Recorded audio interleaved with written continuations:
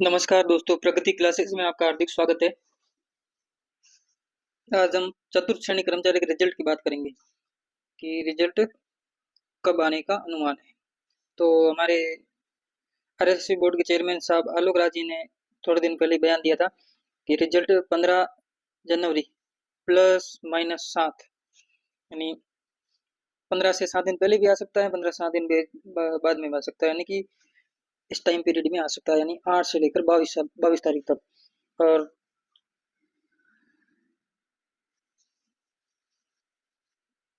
इसमें अपन देखें तो 17 से 21 तक तो रीट की परीक्षा आ गई है।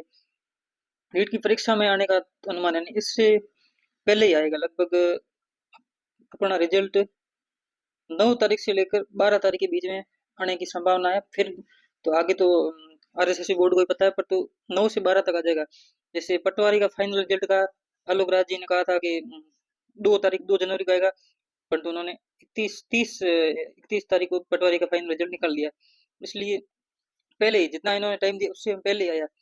और वीडियो का भी दिया था, उससे 7 दिन, जो डेट दी थी उससे 7 दिन पहले आ गया था। यानी मान लो आप 9 10 11 12 तक रिजल्ट आने का पूरा अनुमान है। दूसरी है कट ऑफ। बहुत सारे यूट्यूबर है जिन्होंने एक दिन में तीन तो कट ऑफ की वीडियो लेके आते हैं।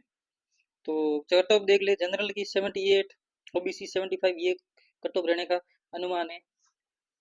और इसमें महिला अभ्यर्थियों की -4 कर दीजिए, हर कैटेगरी में -4, जो ये लिखी है इसे -4, इतनी रहने का अनुमान है कट ऑफ। इतनी क्यों रहेगी? कोई तो कहेंगे मेरी 80 प्लस बन रही है, ऐसे बन रही है, तो उसका भी कारण है।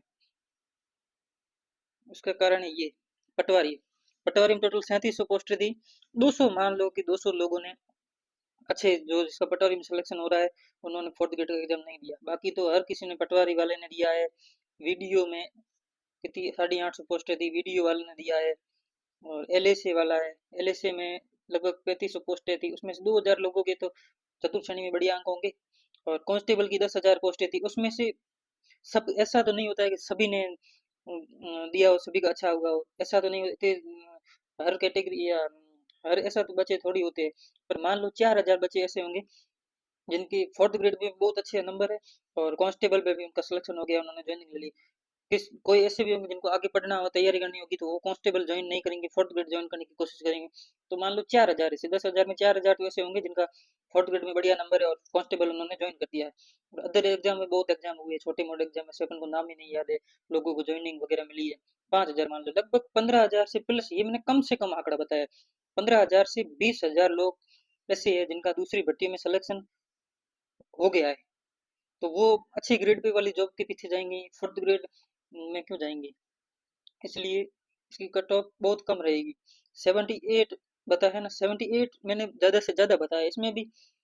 और कम ही रहेगी। बाकी जो 2 गुना की कट ऑफ आएगी ना, 2 गुना की कट ऑफ और फाइनल कट ऑफ में मात्र 2 से 3 नंबर का फर्क रहेगा। क्वेश्चन का नहीं, ओनली नंबर का फर्क रहेगा हर कैटेगरी में। क्योंकि ज्यादातर हर कैटेगरी के टॉपर तो चले जाएंगे, दूसरी भर्तियों में सिलेक्शन हो जाएगा। तो हाईएस्ट मान लो 2 से 3 नंबर का ही फर्क रहेगा। पोस्ट इंक्रीज या नॉट, देखो, बेरोजगार यूनियन के लोगों को धन्यवाद देना चाहूंगा कि उन्होंने पोस्ट इंक्रीज के लिए बहुत ही अच्छे कार्य किए, आंदोलन वगैरह किए। और पोस्ट इंक्रीज ज्यादा से ज्यादा होगी तो 5-6 हजार होगी, और लगभग 60,000 तक होने का अनुमान है। अगर हो तो बढ़िया है, और नहीं हो तो 53,000 पद बहुत ज्यादा होते हैं, कम नहीं होते हैं। हमें इस सरकार का धन्यवाद देना चाहिए कि इन्होंने 53,000 पदों पे चतुर्थ श्रेणी कर्मचारी राजस्थान की पहली भर्ती निकाली है। और बाकी इसके अलावा भर्तियां, उसमें से 15 से 20 हजार चले जाएंगे, इनडायरेक्टली तो ये 75,000 से 80,000 पद हो गए ना, क्योंकि 15 15 20 हजार तो दूसरी भर्तियों में लग गई है। तो इससे इनडायरेक्टली 80,000, 75 से 80,000 अभ्यर्थी हो गए हैं।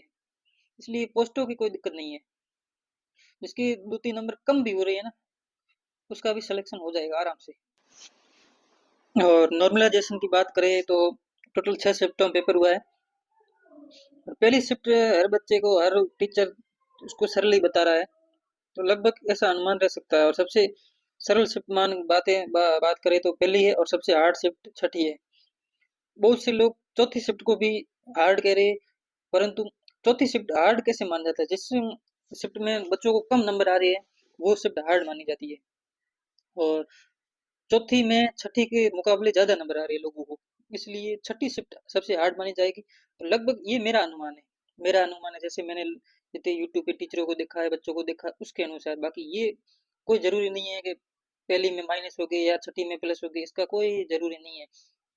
इसमें मैंने 3 लिखा है, 6 भी प्लस हो सकते हैं, किसी में एक ही प्लस हो सकता है, ऐसा कोई जरूरी नहीं है।